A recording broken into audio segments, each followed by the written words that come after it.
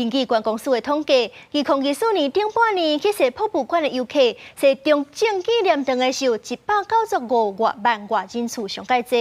也若是这故宫是干那排伫咧第6名。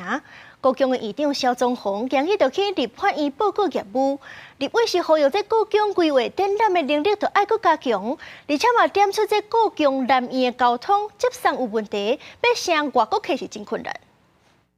故宫收藏上万件国宝，真侪是世界出名的文物。2015年参观人数是亚洲第一，不过根据观光署统计，2024年顶半档博物馆的参访人数，故宫89万7000外排第6，中正纪念堂以195万外人次排头名。这样的名次，我想这个院长有没有觉得很遗憾？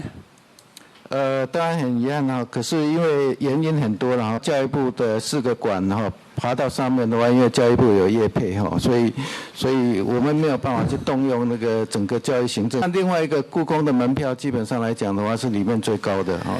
故宫参访人次减少，院长萧宗宏表达遗憾，讲是侪原因所致。立委郭志温指出，2016年来台旅客走访的景点，故宫排第3，超过4成来台湾的旅客都捌去过故宫。这几年去故宫的人数渐渐减少，要特别注意。也若南面的数据更较惨，交通接送甲观光宣传拢有真大的问题。你怎么到南院？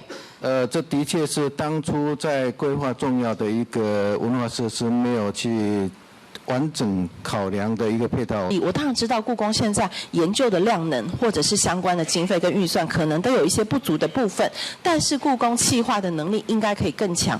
立委陈培如指出，故宫应该有更较强的策展能力甲行销宣传。萧宗宏讲，这2档的展览办了真好，煞无通声更较侪人来。故宫伫国际化的时代，并无更较好，要继续检讨甲拍拼。记者综合报道。